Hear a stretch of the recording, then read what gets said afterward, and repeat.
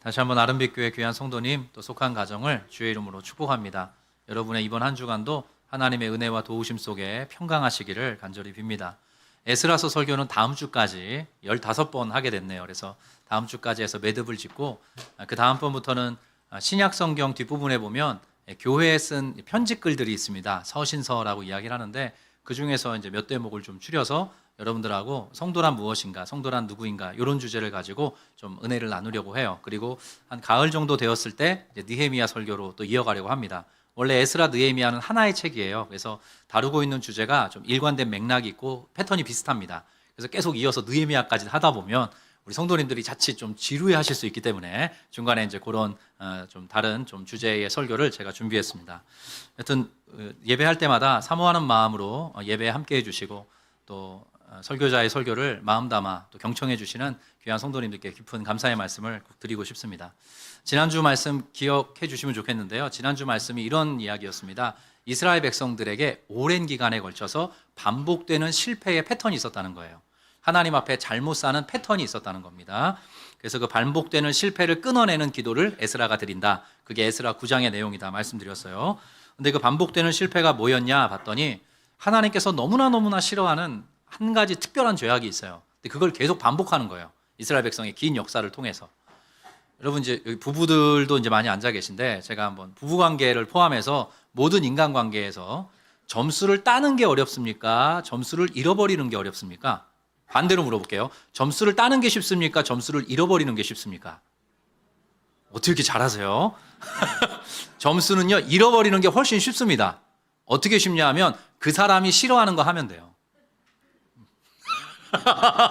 그렇게 하시는 거 아니시죠? 안 됩니다.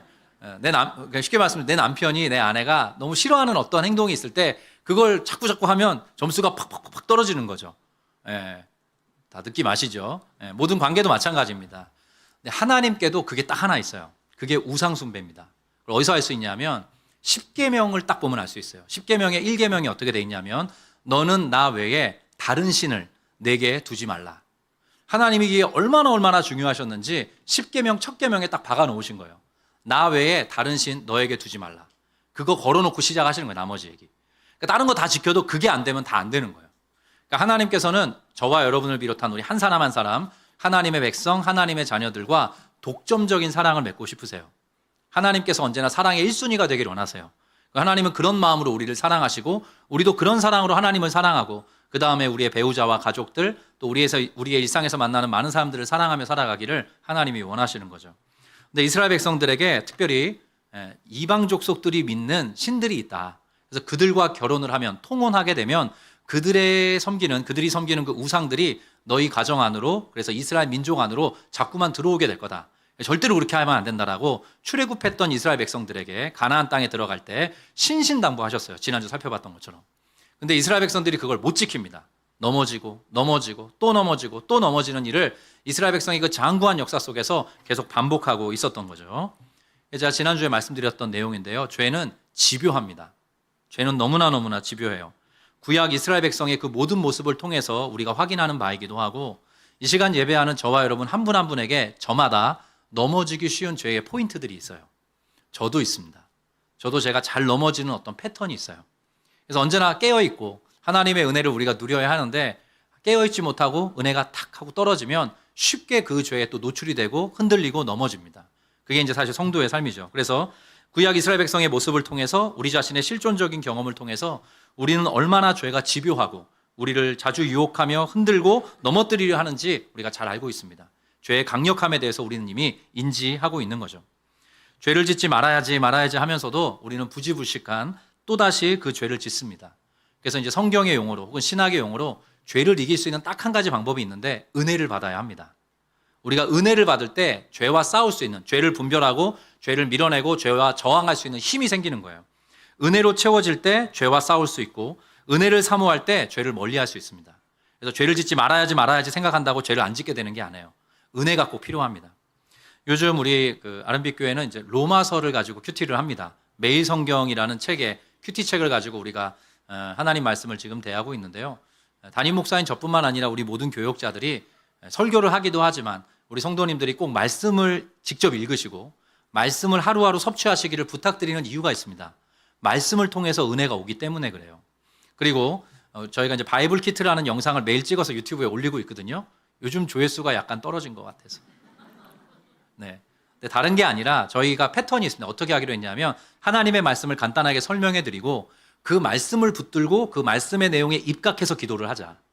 그러니까 언제나 하나님의 말씀이 무엇인가 그 내용을 포착하고 그것을 우리의 삶에 묶어내면서 기도하는 거. 이러한 방식으로 성도는 매일의 자원을, 매일의 은혜를 획득할 수 있습니다. 그래서 제가 앞으로도 계속 저희 교회는 그냥 계속 큐티할 거예요. 매일의 은혜, 매일의 자원을 획득하는 가장 좋은 방식이 다양한 방식들이 있지만 또 저마다 한 분 한 분 신앙생활을 또 영위하는 방식이 있겠지만 가장 좀 무난하고 보편적인 방식이 큐티예요. 그래서 특별히 이제 매일 성경이라는 좋은 교재가 있어서 2달에 한 번씩 저희가 구매를 해도 되고 정기 구독도 가능합니다. 그래서 그 책을 가지고 함께 말씀 붙들고 그 말씀에 입각해서 기도하면서 은혜를 구하고 은혜를 누리면서 우리가 죄와 더불어 싸워가는 그런 성도들이 되기를 원한다. 그런 마음으로 성도들에게 요청을 드리는 거죠. 지난주 말씀드렸던 것처럼 내가 거룩하니 너희도 거룩하여라. 너희 성도답게 살기를 원한다. 그게 나의 마음이다. 하나님 말씀하시는데 그게 가능하려면 저와 여러분에게 매일의 은혜가 있어야 됩니다. 모쪼록 하나님의 말씀을 붙들고 또 기도하면서 매일의 자원, 매일의 은혜를 획득하셔서 성도답게 걸어가시는 모든 아름빛 교회 우리 믿음의 사람들 되시기를 축복합니다. 자, 오늘은 에스라가 올린 기도의 내용을 살펴볼 텐데요. 제가 이것을 이제 말씀을 준비하는데 말씀 준비가 좀 오래 걸리더라고요. 이유가 뭐냐면 한 단어 한 단어 되게 의미심장한 내용들도 있는데 그렇게 했다간 몇 주가 더 걸릴 것 같더라고요. 그래서 제가 그렇게 안 하고 오늘 약간 스케치하듯이 넘어갈 텐데 에스라가 드렸던 기도의 특징이 있어요. 에스라의 기도에 드러나는 특징들이 있는데 그 특징들을 짚어드리는 방식으로 오늘 말씀을 준비했습니다. 자, 5절부터 제가 한번 읽어보겠습니다. 이렇게 됩니다. 저녁 제사를 드릴 때 그 반복되는 실패에 또 넘어지고 있다는 이야기를 듣고 나서 에스라가 저녁 제사를 드릴 때에 내가 근심 중에 일어나서 속옷과 겉옷을 찢은 채, 자, 극도의 슬픔과 절망을 표현하는 그런 모습이죠. 무릎을 꿇고 나의 하나님 여호와를 향하여 손을 들고 말하기를 나의 하나님이여 내가 부끄럽고 낯이 뜨거워서 감히 나의 하나님을 향하여 얼굴을 들지 못하오니 죄로 인한 부끄러움과 수치심이 있기 때문입니다. 그 다음부터 우리 2절인데요. 같이 한번 읽어보겠습니다. 이는 시작. 이는 우리 죄악이 많아 정수리에 넘치고 우리 허물이 커서 하늘에 미침이니이다. 우리 조상 또 이어 읽겠습니다. 시작. 우리 조상들의 때로부터 오늘까지 우리의 죄가 심하매 우리의 죄악으로 말미암아 우리와 우리 왕들과 우리 제사장들을 여러 나라 왕들의 손에 넘기사 칼에 죽으며 사로잡히며 노략을 당하며 얼굴을 부끄럽게 하심이 오늘날과 같으니이다. 자, 지금까지의 이스라엘 백성의 역사를 스토리를 에스라가 정리하면서 하나님께 기도를 합니다.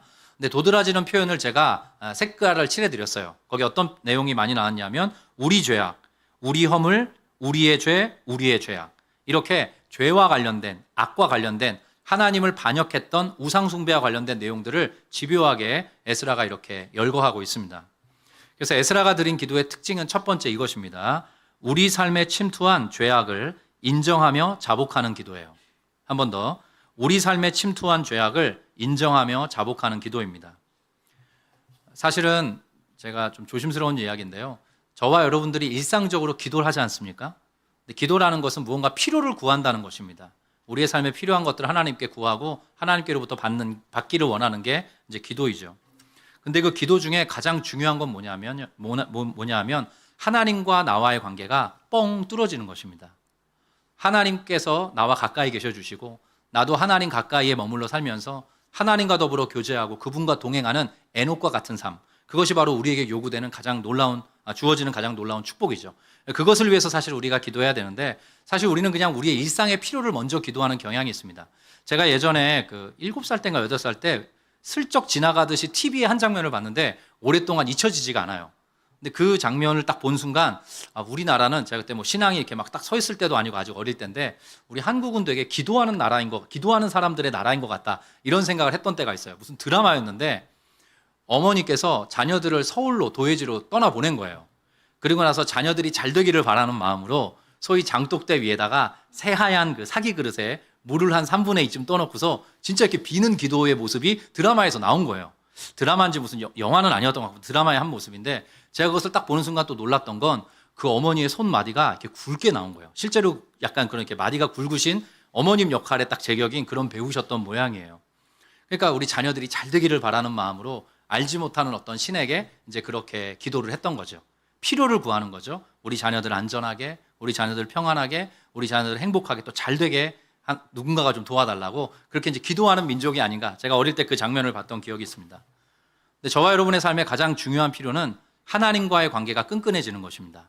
여러분 이 사실에 동의하십니까? 다른 어떤 게 있어도 하나님과의 관계에 문제가 생기면 삶이 상당히 복잡해집니다. 상황적으로, 감정적으로, 실존적으로 되게 복잡해져요. 성도들은 언제나 하나님과의 관계가 가장 우선되는 기도의 제목이어야 해요.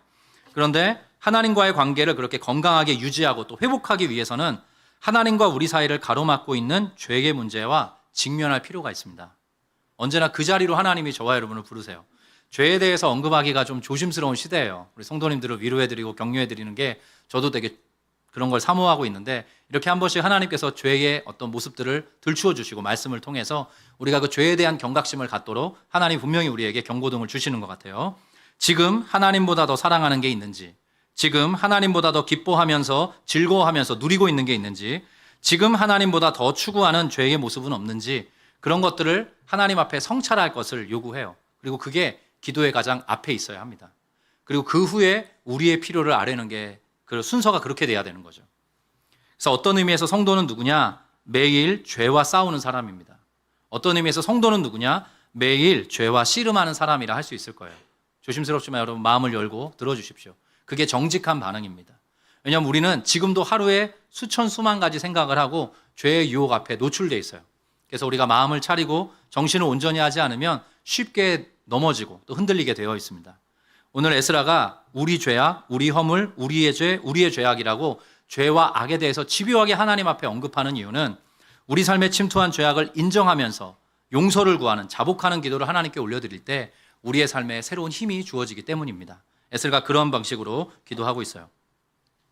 근데 죄가 여러 가지 방식이 있습니다. 오늘 이스라엘 백성들은 대표적으로 우상 숭배고 하나님의 말씀을 거역한 죄였는데 죄라는 거에 대해서 간단히 말씀을 드릴게요. 죄는 뭐냐 하면 조금 간단히 말을 하면 자기중심성을 이야기합니다. 내가 중심이 되고 내가 주인이 되는 거예요. 그리고 모든 상황들이 나를 위해 봉사해야 된다는 마음을 가지고 살아가는 걸 성경이 죄라고 이야기합니다. 조금 길게 풀었으면 하나님 없이 하나님을 배제하고 스스로가 주인 되어서 자기에게 있는 모든 자원을 가지고 스스로 행복하게 살아가려고 하는 태도를 성경이 죄라고 이야기를 합니다. 하나님 없고 하나님의 말씀 따위는 치워버리고 스스로가 주인 되어서 내가 행복하게 살아가고 싶다. 이런 것들 사용하면서 그게 성경이 말하는 죄라고 이야기를 하는 거죠. 근데 성경은 일관되게 그 죄의 길이와 너비와 높이와 깊이가 얼마나 크고 강력한지를 우리에게 알려주고 있어요. 그래서 죄는 결코 가볍지 않고 죄는 결코 작지 않고 죄는 결코 간단하지 않습니다. 우리가 그걸 또 어디서 알 수 있냐면 만약에 죄의 문제가 그토록 간단했다면 가볍다면 다루기 쉬웠다면 예수님께서 그렇게 참혹한 고난을 당하지 않으셨어도 될 거예요. 근데 우리 마음속 깊이 그리고 인간의 마음속 인간의 영혼 속 깊이 뿌리내린 그 죄의 문제가 얼마나 크고 강력하고 단단한지 하나님께서도 예수 그리스도의 십자가를 통한 구원의 길 외에는 다른 방도가 없으셨다는 거죠. 그래서 오늘 에스라가 이스라엘 공동체를 붙들고 기도를 하는데 어떤 기도를 하냐면 죄를 끊어내는 기도를 올리는 것입니다. 죄를 정직하게 하나님께 올려드리고 인정하고 우리가 이런 죄인입니다. 내가 이런 죄인입니다. 우리가 또다시 그런 죄 앞에 노출되었고 또다시 넘어졌습니다. 하나님 우리가 어떻게 살아가야 되겠습니까? 이렇게 하나님 앞에 인정하고 자복하고 용서를 비는 그런 기도를 올려드리고 있는 거죠. 성도는 누군가? 성도란 이런 사람입니다. 하나님께서 우리 마음속, 우리 삶 속 죄와 짝하고자 하는 민낯을 이렇게 들춰주실 때 정직하게 그 죄를 고백하고 용서를 구하는 사람, 그 사람이 성도입니다. 사실 한국 사회 속에서 이게 쉽지가 않은 게요. 한국 사람들이 약간 수치심 문화가 있어요. 부끄러운 거, 민망한 거, 남들에게 꺼내놓기 좀 이렇게 좀 면구스러운 그런 것들에 노출되는 거를 유쾌하지 않게 생각을 해요. 그런 것들을 뭔가 이렇게 고백하고 하나님 제가 죄인입니다. 이런 이야기를 하는 게 한국인의 정서상 좀 맞지 않습니다. 근데 성경은 분명히 이야기해요. 그 죄와 직면해야 된다고. 내가 지금 하나님보다 더 사랑하고 더 우위에 두는 어떤 가치, 어떤 삶의 방식이 없는지 스스로 돌이켜야 한다고, 돌아보면서 돌이켜야 한다고 이야기를 합니다. 죄의 문제와 정직하게 직면할 때, 그래서 그 문제를 하나님 앞에 올려놓고 고백하며 도움을 구할 때 그 위에 하나님의 은혜가 덮이고 용서와 소망이라는 새살이 돋아나게 되는 것입니다. 그게 성도의 삶이에요. 성도는 죄 짓지 않는 사람이 아니라 그리스도 안에서 날마다 은혜로 용서받는 사람이다 할 수 있습니다. 우리 모든 성도님들이 저는 천사같이 보여요. 우리 성도님들 천사같이 보이는데 우리 한 분 한 분의 삶에 하나님 앞에 해결해야 되는 죄의 문제가 있을 수 있습니다. 여러분만의 반복하면서 넘어지는 어떤 이슈들이 있을 거예요. 그걸 정직하게 인정하고 때마다 시마다 그걸 자복하면서 하나님 앞에 올려드리는 기도의 사람들 되시기를 주의 이름으로 축복합니다. 그 끝에 하나님이 주시는 용서, 새로운 소망이 우리 성도님들에게 될 것입니다. 자, 8절부터 제가 좀 더 읽어보겠습니다. 여기서부터는 이제 어떤 이스라엘 백성들의 역사 스토리를 이렇게 압축적으로 에스라가 언급하면서 기도를 이어가요. 제가 읽겠습니다. 이제 그렇게 포로되었던 상황 속에서 열국 속에 우리나라가 망해서 많은 어려움을 겪은 그런 상황 속에서 이제 우리 하나님 여호와께서 우리에게 잠시 동안 무엇을 베푸사? 은혜를 베푸사. 1, 2차 포로 귀환을 이야기하는 거예요. 그걸 염두에 둔 표현인데 은혜를 베푸셔서 우리가 그렇게 됐다 이렇게 이야기하는 거죠. 은혜를 베푸사 얼마를 남겨두어 피하게 하신 우리를 그 거룩한 처소 유대 땅 예루살렘 땅을 이야기합니다. 그 거룩한 처소에 박힌 목과 같게 하시고 우리 하나님이 우리 눈을 밝히사 사람이 이렇게 피곤하고 뭔가 힘이 떨어지면 눈부터 개슴츠레해지잖아요. 그런 이야기를 하는 거예요. 그래서 눈에 다시 한번 힘을 주셔서 눈을 밝혀주셔서 우리가 종노릇하는 중에서 조금 소생하게 하셨나이다. 1, 2차 포로 귀환을 통해서 완전히 멸망했던 그 자리를 털고 조금 살아나게 되었습니다. 이렇게 지금 이야기를 하는 거예요. 그래서 9장 9절에 이렇게 이어갑니다. 우리가 비록 노예가 되었었지만 우리 하나님께서 우리를 그 종살이하는 바벨론 땅에 종살이하는 중에 버려두지 아니하시고 하나님이 버려두지 아니하시고 바사 왕들, 페르시아 왕들, 고레스 왕을 비롯한 페르시아 왕들 앞에서 우리가 불쌍히 여김을 입고 소생하여 우리 하나님의 성전을 세우게 하시며 1차 포로 귀환에서 성전을 세웠지 않습니까? 성전도 세우게 하시며 그 무너진 것을 수리하게 하시며 유다와 예루살렘에서 우리에게 다시 한번 울타리를 주셨습니다. 그래서 우리가 이만큼 다시 살게 됐습니다. 지금까지의 모든 스토리를 압축적으로 요약하면서 이렇게 하나님이 은혜 주셔서 하나님이 버려두지 않으셔서 우리가 이만큼 오게 됐습니다. 이렇게 고백하고 있는 거죠. 그 다음 절은 여러분이 한번 읽으실까요? 우리 하나님이여. 시작.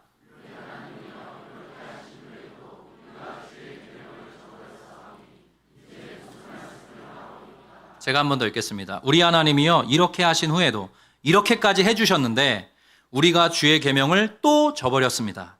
이제 무슨 말씀을 더 하겠습니까? 에스라가 그런 마음으로 기도하고 있는 거예요. 하나님이 그렇게 은혜 주시고 버려두지 않으셔서 다시 살아나게 하시고 소성케 하셔서 이만큼 우리가 세워져 왔는데 어렵사리 성전도 짓고 우리에게 울타리를 주셔서 이만큼 다시 살아가게 하셨는데 우리가 또 그 죄를 짓고 있습니다. 우리가 또 반복하여 넘어지고 있습니다. 하나님이여 우리가 무슨 말을 하겠습니까? 이렇게 지금 하나님 앞에 기도를 하고 있는 거죠. 그래서 에스라의 기도의 특징은 두 번째 이것입니다. 과거를 기억하며 현재를 해석하고 미래를 의탁하는 기도예요. 한 번 더요. 과거를 기억하고 현재를 해석하면서 미래를 의탁하는 기도예요. 이게 어떤 의미냐면 여러 성도님들도 그런 경험 하셨을 거예요. 하나님께서 은혜를 주시면 저와 여러분의 마음을 확 여셔서 어떤 날 뜨겁게 기도하게 하시면 우리의 지난 날부터 올라옵니다. 내가 지난 날에 어떻게 살았었는지, 어떻게 하나님 앞에 그릇되게 행했는지, 내가 참 하나님 속을 무던히 많이 썩였는데 하나님께서 우리에게 은혜 주시고 우리를 버려두지 않으셔서 이만큼 살아오게 하셨구나. 이 모든 것이 하나님의 은혜이구나 고백하면서 동시에 그 반대로 그럼에도 불구하고 여전히 하나님의 속을 오지게 썩이고 있는 우리 자신의 모습을 발견하면서 하나님 어떻게 하겠습니까? 제가 참 죄인입니다. 이렇게 고백하게 되는 거죠. 그러면서 다시 한번 그렇게 하나님께 고백한다는 것은 나의 이 모든 형편과 처지, 나의 꼬락서니를 하나님이 아시지 않습니까? 하나님의 처분에 다시 한번 맡겨드립니다. 하나님 나를 불쌍히 여겨주십시오. 이게 에스라의 기도의 패턴이에요. 그걸 가져오면 우리의 기도는 그렇게 이어지는 것입니다. 그래서 과거를 기억하고 현재를 해석하고 우리의 앞날을 주님께 의탁하는 기도를 하게 되는 것이죠. 주의 계명을 또 저버렸으니 무슨 말씀을 드릴 수 있겠습니까? 유구무원이라는 거죠. 저도 이렇게 한 번씩 하나님께서 기도의 호흡을 새롭게 해주실 때 예전에 그 지나갔던 삶의 자리가 떠올라요. 제가 어떤 자리에서 이렇게 허물어져 있었는지, 완전히 무너져 있었는지가 다시 한번 떠오르고, 근데 그 자리에서 하나님께서 나를 어떻게 은혜 주셔서, 나에게 어떻게 은혜 주셔서, 또 나를 어떻게 버려두지 않으시고 건져주셔서 내가 오늘까지 오게 됐는지, 그런 것들을 떠올리게 됩니다. 자연스럽게 그 하나님의 놀라운 은혜와 사랑에 준하지 못하게, 그거에 부응하지 못하는 저의 삶의 모습을 보면서 죄송스럽고, 그러면서 다시 한번 하나님께 은혜를 구할 수밖에 없는 그런 기도의 패턴을 가져가게 되는 거죠. 우리 성도님들께도 이러한 기도의 은혜가 있으셨으면 좋겠어요. 근데 이게 제 경험상 물론 저보다 훨씬 더 성숙한 성도님들이 계시겠지만 인생 속에 자주 찾아오지 않습니다. 1년에 몇 번 안 돼요. 근데 오늘 한번 여러분 말씀 듣고 찬양하고 기도할 때 내가 어떤 자리에서 머물러 있었는지, 하나님이 나를 어떻게 은혜 주셔서 거기서 건져 주셨는지, 그래서 오늘까지 오게 하셨는지, 그럼에도 내가 여전히 하나님 앞에 참 성도답게 하나님의 자녀답게 살지 못하는 부분은 또 부끄럽게 무엇이 있는지, 그럼에도 하나님의 그 아름다우심과 하나님의 선하심에 있다 우리의 삶을 다시 한번 의탁드립니다 라는 기도로 오늘 함께 나아갈 수 있었으면 좋겠어요. 그래서 이런 것입니다. 저는 제가 지난날을 살펴볼 때 한 번씩 섬찟할 때가 있어요. 이게 뭐냐 하면 여러분들도 그런 일이 있으셨을 수 있는데 그때 제가 발을 한 발짝만 더 내디뎠다면 더 망가졌을 거예요. 더 무너졌을 거예요. 완전히 회복 불가능할 정도로. 근데 하나님이 그때 막아주신 기억들이 있어요. 그래서 지금은 그냥 사는데 한 번씩 하나님께서 기도의 문을 딱 여실 때 그때의 은혜, 그때의 돌보심, 그때의 놀라운 역사, 나를 막아주시고 지켜주셨던 하나님의 사랑들이 막 쩌릿쩌릿하게 다가와요. 근데 저는 이것밖에 못 사는 거예요. 근데 오늘 나는 그래도 이것밖에 못 사는 거예요. 너무너무 죄송하고 송구하죠. 에스라의 기도가 나의 기도가 되는 그런 순간이죠. 더 처절하게 넘어질 수도 있었는데 하나님께서 막아주셨던 일이 참 많습니다. 그리고 나서 아까 은혜 주셨다, 버려두지 않으셨다 했는데 하나님께서 제가 새로운 마음으로 살아가기를 원합니다라고 했을 때 완벽하지도 않고 온전하지도 않았는데 하나님께서 하루하루 새로운 은혜의 벽돌을 저에게 주셨습니다. 그 벽돌을 쌓고 쌓다 보니까 여기까지 오게 된 거예요. 하나님의 그 모든 은혜를 떠올리지 않을 수 없는 거죠. 그렇게 과거를 기억하면서 오늘을 해석하면서 앞날을 주님께 의탁하는 기도를 우리 모든 성도들이 드릴 수 있어야 합니다. 저희 어머니께서 이제 60살 가까우셔서 신앙생활을 시작하셨어요. 그리고 제 삶이 어떻게 고꾸라졌다가 회복되었는지를 어머니께서 잘 알고 계시죠. 제 삶에 그걸 잘하는 여성이 2명 있는데요. 한 분은 어머니, 한 분은 아내님. 이렇게 두 분인데 두 분의 말을 잘 들어야죠. 근데 저희 어머니께서 언젠가부터 어머니도 이제 신앙생활을 하시다 보니까 언젠가부터 저한테 이제 한 번씩 툭툭 이런 말씀을 하세요. 우리 아들 목사님, 그러세요. 그래서 예, 우리 아들 목사님께 엄마가 꼭 부탁 하나만 할게요. 그래서 예, 말씀하세요. 하시는 말씀이 우리 아들 목사님은 하나님 앞에 뭐 더 달라고 기도하지 마세요. 그러시는 거예요. 언젠가부터 그런 말씀을 한 번씩 하세요. 그래서 어머니 왜요? 그랬더니 어머니가 천둥과 같은 말씀하시는데 이미 우리 아들 목사님은 많이 받았어요. 근데 제가 거기다 아니요? 라고 말을 못 하겠는 거예요. 제가 어떤 자리에 머물러 있었는지, 어디에 무너져 있었는지, 제가 하나님께 어떤 반복되는 잘못과 실패를 저질렀는지 제가 압니다. 그리고 하나님께서 어떻게 은혜 주시고 저를 버려두지 않으셔서 제가 여기까지 오게 되었는지 압니다. 저도 알고 저희 어머니도 아시는 거죠. 그래서 어머니께서 그렇게 말씀하시는 거예요. 뭐 더 달라고 기도하지 마세요. 실제로 저는 그 다음부터인지 아무튼 그 오간부터 뭘 더 달라고 하나님 뭐 이거 주세요 저거 주세요라는 기도는 잘 안 하게 돼요. 저에게 남아있는 이거 주세요 저거 주세요 기도는 하나 있습니다. 그래서 하나님 제가 끝까지 우리 성도님들 잘 섬기는 목사가 되게 해주세요. 이제 이 기도 하나 남았더라고요. 여튼 우리 어머니께서 늘 말씀하시는 뭐 더 달라고 기도하지 마세요. 우리 아들 목사님은 많이 받았어요. 그 말이 저에게 참 상응하는 참 적절한 말씀이다 생각을 합니다. 오늘 성도님들의 여러 삶의 지평이 있을 것입니다. 한 분 한 분의 삶의 스토리가 다 다를 거예요. 근데 하나님께서 저와 여러분이 온전하지 못할 때 하나님 앞에 그릇 행했을 그때에도 하나님이 은혜로 덮어주시고 우리를 아주 버려두지 않으셔서 우리의 삶이 오늘에 이르게 되었습니다. 여전히 우리는 하나님 앞에 부끄럽고 죄송스럽습니다. 그러나 다시 한번 하나님 제가 어떻게 살아가야 될까요? 주님 앞에 물을 때 하나님은 인자하시고 하나님은 그 자비가 무궁하셔서 다시 한번 우리를 덮어주시고 우리에게 다시 한번 살아갈 수 있는 힘과 소망과 용기를 허락해 주실 것입니다. 그러한 방식으로 하나님께 나아가는 이 아침 되기를 소망합니다. 자, 말씀 한 절 또 보겠습니다. 9장 13절부터인데요. 기도가 이어집니다. 여기는 제가 세번역 성경으로 부탁을 드렸어요. 화면을 좀 봐주실까요? 자, 에스라가 이렇게 기도합니다. 우리가 당한 일은 모두 우리가 지은 죄와 우리가 저지른 크나큰 잘못 때문입니다. 그렇지만 주 우리의 하나님은 우리가 지은 죄에 비하여 가벼운 벌을 내리셔서 우리 백성을 이만큼이나마 살아남게 하셨습니다. 그런 고백을 하나님께 지금 에스라가 올려드리는 거죠. 그러므로 다시는 주님의 계명을 어기지 않아야 하였습니다. 역겨운 일을 저지르는 이방 백성들과 결혼도 하지 않아야 하였습니다. 근데 그렇게 했다는 거예요. 계명도 어기고 결혼도 했어요. 이제 주님께서 분노하셔서 단 한 명도 남기지 않고 없애버리신다고 하더라도 드릴 말씀이 없습니다. 우리가 지금 그런 형편에 있다는 거죠. 그 실패를 또 반복하고 있으니까요. 15절 말씀은 우리가 같이 한번 읽어볼까요? 그렇지만 시작.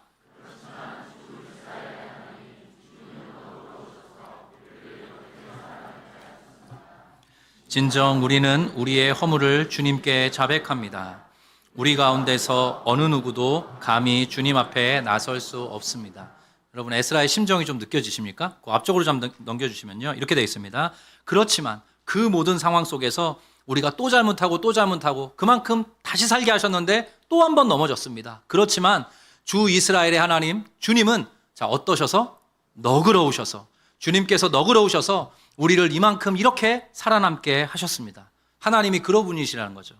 그래서 에스라의 기도의 세 번째 특징인데요, 이건 사실 모든 성도들이 꼭 마음에 품고 있어야 되는 기도의 중요한 주제입니다. 뭐냐 하면 하나님의 성품과 인격을 의지하며 드리는 기도입니다. 그냥 하나님 나 이거 필요합니다, 하나님 우리 가정 이렇게 해주시고요, 우리 자녀들이 이랬으면 좋겠어요, 이런 기도 말고 하나님이 누구이신가, 하나님이 어떤 성품과 인격을 지닌 분이신가를 의지해서 에스라가 기도한 겁니다. 에스라는 하나님이 은혜 베푸시는 분이시라는 거, 우리를 버려두지 않는 분이시라는 거, 그 방금 읽었던 것처럼 너그러운 분이시라는 거, 하나님은 언제까지나 너그럽게 우리를 대우해 주시는 그런 분이시라는 것을 마음에 품고 기도한 것입니다. 그래서 우리 모든 성도님들 한 분 한 분 하나님께 여쭤보고 싶기도 해요. 우리 한 분 한 분의 성도님들께 하나님은 어떤 분이신지, 여러분 하나님은 어떤 분으로 느끼고 계시고 알고 계신지, 하나님을 어떤 분으로 신뢰하고 계신지. 근데 오늘 말씀에 세 가지를 말씀하고 있어요. 하나님은 은혜 베푸시는 분이시라고, 하나님은 버려두지 않는 분이시라고, 하나님은 너그러운 분이시라고. 그러니까 하나님의 성품과 인격을 의지해서 우리의 삶을 올려드릴 때 그 기도가 응답받게 되고 우리가 살아갈 소망과 용기를 그 기도 가운데 획득하게 되는 거죠. 그래서 가장 올바른 기도, 가장 결정적인 기도는 뭐냐 하면, 또 가장 힘 있는 기도는 뭐냐 하면 하나님의 성품과 인격을 의지하는 기도입니다. 그럼 넌 뭐냐? 저한테 물으실 수 있는데요, 저는 하나님의 가장 결정적인 성품을 이렇게 보고 있습니다. 하나님은 포기하지 않는 분이십니다. 하나님은 한 번 사랑하기로 작정했던 사람을 절대로 포기하지 않으세요. 그 사람이 어떤 식으로 왔다 갔다 하든지 하나님은 덮어놓고 사랑하세요. 그 사랑을 끝까지 일관되게 밀어붙이십니다. 거기에서 소망이 생겨나는 거죠. 제가 한두 번 암송해드렸던 말씀이에요. 요한복음의 말씀이죠. 예수께서 자기가 세상을 떠나 아버지께로 돌아가실 때가 된 줄로 아시고 세상에 있는 자기 백성을 사랑하시되 끝까지 사랑하시니라 그랬습니다. 저는 그 말씀을 읽다가 정말 천둥맞는 것 같았어요. 나의 사랑은 끝까지 지속되는 사랑이 아니다. 내가 하나님 사랑한다고 막 눈물 흘리고 콧물 흘리고 막 길길이 뛰고 하지만 그 사랑은 쉽게 또 변색이 된다. 근데 하나님께서 예수 그리스도 안에서 보여주신 그 사랑은 끝까지 지속되고 유지되는 결코 포기가 없는 사랑이구나. 이런 것들을 말씀 속에 발견하게 되는 거죠. 군생활 가운데 저의 삶의 모든 그 지난 날을 털어내게 만들었던 말씀이 호세아서 말씀이라고, 언젠가 우리 성도님들과도 한번 그 말씀 진하게 나누고 싶은데요. 호세아서에 이런 말씀이 있어요. 내가 너에게 장가들어 영원히 살 것이다. 내가 너에게 장가들되 의와 공의와 은총과 긍휼이 여김으로 너에게 장가들 것이다. 결혼 생활에 필요한 모든 것들 내가 가지고 온다, 그런 뜻이에요. 그 마지막, 내가 너에게 장가들 텐데 신실함으로, 진실함으로, 포기하지 않는 마음으로 너에게 장가들 것이다. 그 끝에 네가 여호와가 누군지 반드시 알게 될 것이다. 하나님은 포기하지 않는 분이시래요. 그럼 저는 언제나 하나님 저를 포기하지 않는다고 하셨으니 저도 하나님을 믿는 믿음 포기하지 않고, 내가 비록 이렇게 또 무너지고 또 쓰러지고 또 연약하여 흔들렸지만 하나님 다시 한번 일어서기 원합니다. 저를 좀 도와주십시오. 하나님, 제가 이 죄에 늘 약합니다. 이런 연약이 저에게는 있습니다. 저를 포기하지 않는 하나님을 의지하면서 제가 다시 한번 제 삶을 일으키기를 원하오니 하나님 저를 좀 도와주십시오. 저는 그런 기도를 가지고 하나님의 성품과 인격을 의지하면서 기도하곤 합니다. 우리 성도님들께 하나님 어떤 분이실까요? 그 하나님의 성품과 인격을 다시 한번 뜨겁게 의지하면서 기도하시는 그런 귀한 성도들 되시기를 축복합니다. 마지막인데요, 에스라의 기도의 특징은요, 여기는 말씀을 읽진 않겠습니다. 이미 우리가 읽었는데요, 에스라의 기도는 따라해 보겠습니다. 끊어내는 기도이면서 동시에 끌어안는 기도이다. 에스라는 그 백성의 죄를 끊어내는 기도를 지금 하고 있어요. 근데 끊어내는 기도인데 놀랍게도 지난주 또 이번 주 우리가 말씀을 통해 쭉 확인해 봤는데 제가 읽어가면서 놀라운 거예요. 왜냐하면 우리라는 말이 너무나 많이 나오는 거예요. 우리 죄악이라고, 우리 허물이라고, 우리 잘못이라고, 우리의 죄라고, 우리의 실수 때문이라고, 우리의 언약이라고, 우리의 실패라고, 우리가 하나님을 배신했던 거라고. 에스라는 죄가 없습니다. 에스라는 그 죄를 짓지 않았어요. 근데 에스라가 그 죄를 지었던 사람들을 질책하거나 책망하거나 그들에 대해서 징계할 수도 있는 그런 권위가 있는 사람인데 그렇게 하지 않고 끌어안고 기도하는 것입니다. 그 모든 상황과 형편을 끌어안고 아픈 마음을 가지고 그들과 하나가 되어서 기도를 하는 거예요. 그래서 끊어내는 기도이면서 동시에 끌어안는 기도이고, 조금 더 적극적으로 말하면 이렇습니다. 끌어안는 기도가 끊어내는 기도가 되는 것입니다. 누군가의 형편을 끌어안고 기도할 때 그 기도는 힘이 있어서 끊어내게 되는 것입니다. 그 죄의 자리를 털고 다시 일어나게 만드는 그런 끊어내는 기도로 역사하게 되는 거예요. 실제로 다음 주에 우리가 마지막으로 살펴볼 10장에 보면 그 삶을 정돈합니다. 이스라엘 백성들이 끊어내요. 정리합니다. 에스라의 끌어안는 기도가 끊어내는 역사를 불러일으키게 된 것이죠. 그래서 이렇게 말씀드리고 싶습니다. 끊어내기 위해서 우리는 끌어안고 기도해야 합니다. 너의 잘못을 고쳐라고 지적하고 책망하는 것으로는 해결되지 않습니다. 특별히 공동체의 리더들은 더더욱 그러해야 하고 각 가정의 부모는 자녀를 대할 때 더더욱 그러해야 합니다. 가정 안에서, 교회 안에서, 조직 안에서 지금 끌어안고 기도하는 자가 너무나 필요합니다. 절실하다고까지 말씀드리고 싶어요. 그걸 성경의 용어로 흔히 우리가 관용적으로 쓰는 말로 중보자라고 이야기를 합니다. 근데 중보자는 원래는 한 분이에요. 누구냐 하면 예수님밖엔 중보자가 없어요. 하나님과 우리 사이를 이어주시는 유일한 분이시죠. 그래서 예수 그리스도의 십자가가 하나님과 우리 사이를 결정적으로 잇습니다. 근데 우리 모든 성도들에게 중요한 중보의 사역 하나를 부탁을 하세요. 그게 뭐냐 하면 누군가를 위해 기도하는 것입니다. 누군가를 위해서 기도한다는 건요, 그 사람의 형편, 그 사람의 처지, 그 사람의 아픔, 그 사람의 모든 상황을 끌어안고 기도하는 거예요. 그래서 우리 모든 아름빛교회 성도님들이 저는 중보 기도에 능한 사람들이 되셨으면 좋겠어요. 그것은 가까이 배우자, 자녀들을 위해서 기도하는 건데요. 지적하기 쉽고 판단하기 쉽습니다. 쟤는 저게 문제고, 좀 이런 말 해도 우리 남편, 우리 아내는 이게 문제야 라고 말할 수 있어요. 근데 그거를 끌어안고 기도하는 사람이 있을 때에야 그 문제가 해결이 되는 것입니다. 끌어안고 기도해야 끊어낼 수 있다는 걸 오늘 말씀을 통해 확인하게 되는 거죠. 한국 사회를 보면서, 한국 교회를 보면서 자꾸만 그 두 가지 마음이 저도 다 있어요. 이건 분명히 잘못된 거야 하는데 오늘 말씀 앞에 제 자신을 비추니까 제가 지적하고 정죄하고 판단하고 이래서 문제야, 저래서 문제야, 쟤들이 문제고 걔들이 문제야, 이런 식으로 자꾸만 외부화시키는 거예요. 저 사람들에게 문제가 있다고, 저런 집단 때문에 문제라고. 그게 정치든 뭐든 다 마찬가지입니다. 갈등의 문제 모두 다 마찬가지예요. 지금 이 나라 이 민족 가운데 끌어안고, 주님 마음으로 끌어안고 기도하는 한 사람이 없어서 한국 사회가 이렇게 아프지 않나 조심스럽게 여러분들과 마음을 나누고 싶습니다. 그래서 제가 이렇게 적어봤습니다. 아픈 마음으로 끌어안고 기도하는 이들이 없다. 우리 죄악이라고, 우리 잘못이라고, 우리의 범죄라고 에스라와 같이 고백하는 자가 없다. 아름빛 교회가 삶으로 주님의 빛되심을 전하고 삶으로 이 세상을 아름답게 하기 전에 끌어안는 기도를 드리는 성도의 교회가 되기를 소망한다. 제가 그렇게 설교 원고에 써보게 했습니다. 제가 지난 주간에 한 성도의 가정을 신방을 했습니다. 다시 한번 저에게 뭉클한 그런 은혜와 감동을 선사해 주시는 그런 신방이 됐어요. 그래서 저는 목회자가 신방을 하지만 신방이 저를 잡아준다는 마음을 가지고 목회자로 살아갑니다. 한 가정에 찾아가서 이렇게 식사교제하고 또 신방을 이렇게 쭉 했는데요. 그 성도님께서 마지막에 이런 이야기 하시는 거예요. 목사님, 저의 1번 기도가 뭔지 아세요? 이렇게 하시는 거예요. 그래서 뭔데요? 그랬더니 제 1번 기도는 목사님이에요. 그래서 왜요? 왜요? 그랬더니 목사님이 잘 서셔야 된다는 거예요. 목사님이 잘 걸어가셔야 나를 비롯한 아름빛교회 성도님들이 행복해진다는 거예요. 그래서 제가 그 말을 듣고 왔는데 제 방에 들어가서 이렇게 앉아있는데 그 성도님만이 아니라 지금 여기도 계실 텐데 저를 위해 간절한 마음으로 1번 기도를 올려주신 저를 위해서 많은 청년들, 성도님들이 떠오르는 거예요. 나를 끌어안고 기도해 주신 그분들이 계셔서 오늘 제가 있습니다. 그래서 제가 이렇게 내가 잘 살아야겠구나, 내가 아름답게 건강하게 살아가야 되겠구나 마음으로 다짐하며 지금도 걸어가고 있습니다. 저는 또 다른 누군가를 끌어안고 기도하겠죠. 한국 교회의 가장 큰 문제가 무엇입니까? 끌어안고 기도하는 사람들이 점점점 사라져가고 잘잘못을 따지는 사람들이 점점점 늘어나고 있다는 데 있습니다. 저는 좀 한국 사회와 한국 교회가 너무나 고통하고 있다는 것을 너무나 많이 느껴요. 우리 성도님들도 그러시잖아요. 그래서 설교 원고 마지막에 이렇게 써보게 됐습니다. 사랑으로 끌어안는 기도가 세상을 치유하고 회복시킨다. 사랑으로 끌어안는 기도가 있어야 그것이 세상을 치유하고 회복시킵니다. 그리고 거기에는 포기하지 않으시는, 결코 우리를 버리지 않으시는 하나님의 사랑과 신실함이 묻어 있습니다. 하나님의 사랑, 하나님의 그 진실함을 마음에 품고 목사를 1번 기도의 제목으로 가지고 기도하시는 성도님과 같이 그러한 방식으로 우리가 하나님의 사랑을 믿고 하나님의 신실하심을 믿고 이 세상의 아픈 구석구석에 들어가서 그것을 끌어안는 기도자로 살아가게 될 때 이 세상이 조금 더 아름다워지지 않겠습니까? 우리 아름빛교회 성도님들과 함께 그런 삶 살아가고 싶습니다.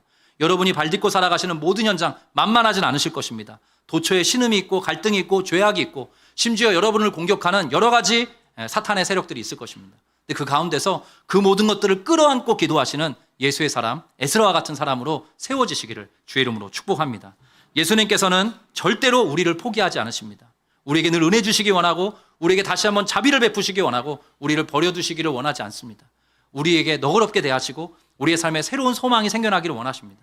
근데 그 하나님의 마음에 순종하는 단 한 가지 결정적인 방법이 있는데 주님의 마음을 품고 끌어안고 기도하며 살아가는 것입니다. 여러분 모든 부부관계, 여러분 가정, 여러분의 일상 속에 이 끌어안는 기도가 회복될 때 여러분의 삶이 놀랍도록 변화하는 것, 우리가 함께 그렇게 변화되어 가는 것, 우리 아름빛 교회가 경험하게 될 것입니다. 자, 마지막으로 말씀을 좀 나누고 싶은데요. 세 구절의 말씀을 좀 읽겠습니다. 어떤 말씀이냐면 이스라엘 백성들이 멸망할 때에 하나님이 주셨던 말씀이에요. 하나님의 마음이 짙게 담겨 있는 말씀입니다. 이 말씀을 품고 오늘 같이 찬양하고 기도하면 좋겠습니다. 예레미야 애가의 말씀입니다. 여러분이 한번 읽어주십시오. 여호와여, 시작.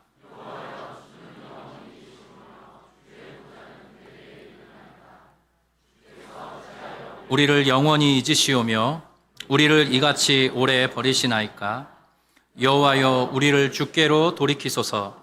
그리하시면 우리가 주께로 돌아가게 했사오니 우리의 날들을 다시 새롭게 하사 옛적 같게 하옵소서. 한국 사회가 그리고 저와 여러분의 삶이 이렇게 회복되기를 원합니다. 이사야 말씀입니다. 여기 제가 읽겠습니다. 오직 시온이 이르기를 여호와께서 나를 버리시며 주께서 나를 잊으셨다 하였거니와 여인이 어찌 그 젖먹는 자식을 잊겠으며 자기 태에서 난 아들을 긍휼히 여기지 않겠느냐. 그들은 혹시 잊을지라도 나 여호와는 너를 잊지 아니할 것이다. 하나님의 말씀이에요. 마지막 이사야 55장 말씀입니다. 같이 여기 읽겠습니다. 시작. 너희는 여호와를 만날 만한 때에 찾으라. 가까이 계실 때에 그를 부르라. 악인은 그의 길을, 불의한 자는 그의 생각을 버리고 여호와께로 돌아오라. 그리하면 그가 긍휼히 여기시리라. 우리 하나님께로 돌아오라. 그가 너그럽게 용서하시리라. 그 너그럽게 용서하신 하나님과 마주하는 이 아침 되기를 주의 이름으로 축복합니다. 같이 한번 찬양하고 기도하겠습니다. 하나님 아버지의 마음입니다.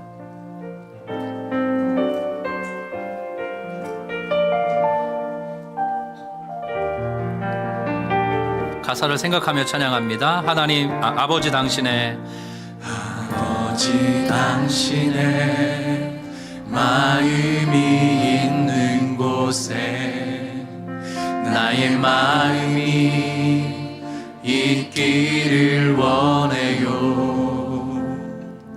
아버지 당신의 눈물이 고인 곳에 나의 눈물이 고이길 원해요. 아버지 당신이 바라보는 영혼에게 나의 두 눈이 향하길 원해요. 아버지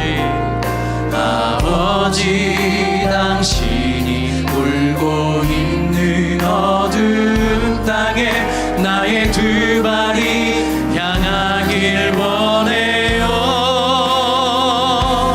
나의 마음이 아버지의 마음 알아. 내 모든 뜻 아버지의 뜻이 될 수 있기를. 나의 온몸이 아버지의 마음 알아. 내 모든 삶 당신의 삶. 다 같이 일어나서 고백합니다. 아버지 당신의 마음이 있는 곳에 아버지 당신의 마음이 나의 마음이 있기를 원합니다. 나의 마음이 있기를 원해요. 아버지 당신의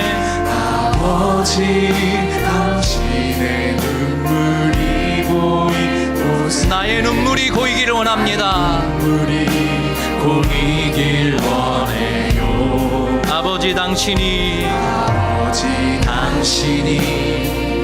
바라보는 영혼에 나의 두 눈이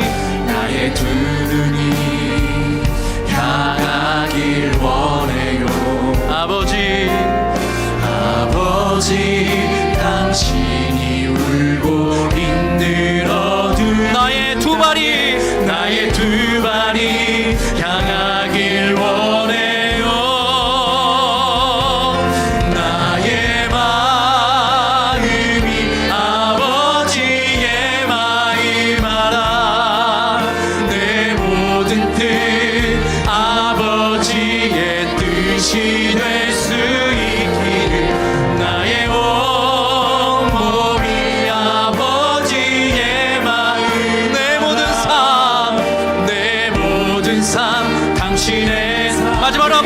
원합니다. 나의 마음이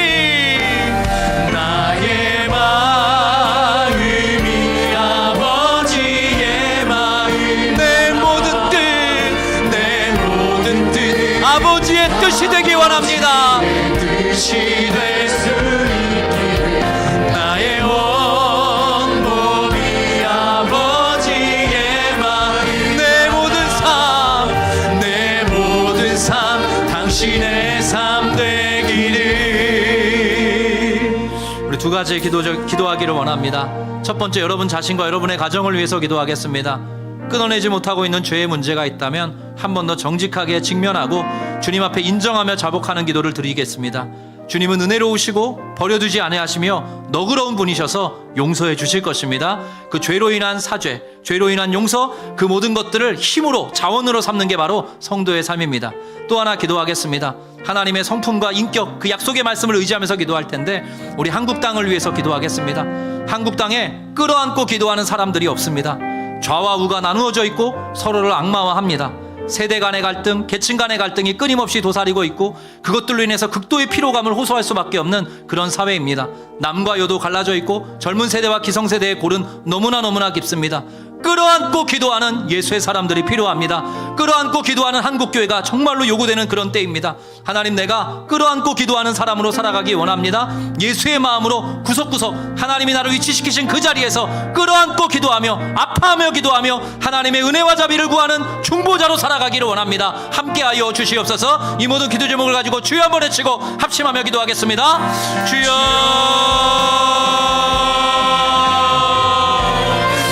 아버지 은혜와 사랑에 감사합니다. 다시 한번 주님의 은혜를 구합니다. 하나님께서 은혜 베풀어 주셔서 제 삶이 여기까지 오게 되었습니다. 내가 얼마나 무난하고 배역했는지, 얼마나 교만했는지, 얼마나 하나님 없이 내 생각과 내 판단대로 잘 살아갈 수 있다라고 요구했는지, 하나님의 계명 따위는 필요 없다라고 죄를 밥 먹듯 먹으면서 살았습니다. 아버지, 개가 그 토한 것을 먹듯이 아버지 그 삶을 반복했던 게 저의 삶이고 지금도 여러 가지 유혹 속에 하나님 제가 여전히 위협을 받고 있습니다. 하나님은 제가 그런 사람입니다. 하나님 은혜 베풀어 주시고 하나님께서 나를 버려두지 않으시고 하나님이 나를 포기하지 않으셔서 하나님이 너그러우셔서 내 삶에 소망이 있습니다. 다시 한번 주님께 은혜를 구합니다. 포기하지 않으신 하나님의 사랑으로 나를 넓혀주시옵시고 하나님이 주시는 은혜의 자원 속에서 내 삶이 회복되는 것 경험할 수 있도록 주님을 잡아주시기를 간절히 바라고 소망합니다. 나와 우리 가정 속에서 내가 말딛고 살아가는 모든 삶의 현장 속에서 특별히 아름답게 귀한 교역자들 성도들과의 만남과 교제와 이들과 함께 이뤄가는 이 공동체의 여정 속에서 하나님의 하나님 되심을 경험할 수 있도록 도와주시고 나의 모든 연약과 부족을 가지고 주시옵시고 하나님의 하나님 되심으로 하나님의 놀라운 사랑과 자비와 능력과 은혜와 포기하지 않으시는 그 결정적인 하나님의 마음이 우리의 각 사람의 마음속에 나의 인생 속에 아름답게 모든 여정 속에 아버지 부어주기를 간절히 바라고 소망합니다. 끌어안는 기도가 필요합니다. 끌어안는 기도로 살아가기 원합니다. 너는 잘못했다, 이 사람은 이게 문제다, 저게 문제다 말할 것이 아니라 끌어안는 기도로 주님 앞에 세워져가는 그러한 한국교회와 한국성도 한국의 새가 될 수 있도록 주님 붙잡아 주시옵소서. 다시 한번 은혜 베풀어 주셔서 나에게나 우리 귀한 하나님의 교회 성도들에게나 동일한 은혜 베풀어 주셔서 각 가정에서 남편과 아내가 부모와 자녀가 또 아버지 모든 학대 가족이 그러한 방식으로 끌어안는 기도로 주님 앞에 나아갈 수 있도록 주님 붙잡아 주시고 끌어안는 기도 끝에 하나님이 주시는 놀라운 회복과 소서 하나님이 그 모든 것들을 덮으셔서 하나님의 샬롬을 이루시는 것 이 나라가 다시 한번 경험하기 원합니다. 한국교회를 불쌍히 여겨주시옵소서. 한국사회를 불쌍히 여겨주시옵소서. 끌어안고 기도하는 기도자들로 다시 한번 아버지 간절히 세워지기를 간절히. 너희는 여호와를 만날 만한 때에 찾으라. 가까이 계실 때에 그를 부르라. 악인은 그의 길을, 불의한 자는 그의 생각을 버리고 여호와께로 돌아오라. 그리하면 그가 긍휼히 여기시리라. 우리 하나님께로 돌아오라. 그가 너그럽게 용서하시리라. 하나님 아버지의 성품과 인격을 의지하여 기도합니다. 하나님이여, 우리는 여전히 연약하고 죄에 쉽게 빠져듭니다. 하나님, 억만 번 우리를 용서하여 주시고 다시 한번 그리스도 십자가의 보혈의 공로를 의지하오니 우리를 받아주시고 너그럽게 대우하여 주시옵소서. 그러나 내가 죄와 짝하지 않고 죄와 더불어 싸워가는 하나님의 성도답게 걸어가기를 원합니다. 나에게 매일의 은혜를 허락하여 주시옵소서. 한국 사회가 사부 노열되어 있습니다. 극도의 피로감과 극도의 경쟁하는 마음과 극도의 정말로 분노가 곳곳에 도사리고 있습니다. 한국 사회가 억울한 자들의 나라가 되어버렸습니다. 하나님이여, 불쌍히 여겨주십시오. 좌와 우를 포함하는 세대 간의 갈등을 포함하는 또 성별 간의 갈등을 끌어안는 그런 끌어안고 기도하는 사람들이 필요한 때입니다. 아름빛교회 성도들과 제가 그러한 방식으로 끌어안고 기도하는 에스라와 같은 모습으로 세워져 가기를 원합니다. 각 가정이 우리가 말딛고 살아가는 모든 사회와 그 관계망 속에서 끌어안고 기도하는 사람으로 살아가게 될 때 하나님이 어떻게 그 모든 것들을 다루시고 우리의 인생을 다루어 가시는지 목도하기 원합니다. 하나님께서 놀라운 평강으로 우리 귀한 성도들에게 격려하여 주시옵소서.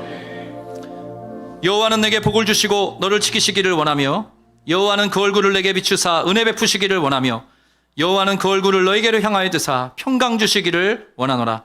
사랑하는 자여 내 영혼이 잘됨 같이 내가 범사에 잘되고 더더욱 강건하기를 내가 간구하노라. 지금은 우리 구주 예수 그리스도의 은혜와 하나님 아버지의 크고 위대하시며 신실하시고 포기하지 않으시는 사랑하심과 성령님의 내주하시고 교통하시며 우리만을 함께 하시고 우리로 주의 마음을 품고 끊어내는 삶을 위해서 끌어안고 기도하도록 인도해 주시고 보호해 주시고 이끌어 주시는 역사가 오늘 이렇게 함께 모여 예배하는 모든 믿음의 성도들 머리 위에 이들의 일상과 가정, 이들의 평생 위에 우리 아름빛교회와 한국교회 위에 이 나라 위에 지금부터 영원토록 함께 계시기를 간절히 축원드리옵나이다. 아멘.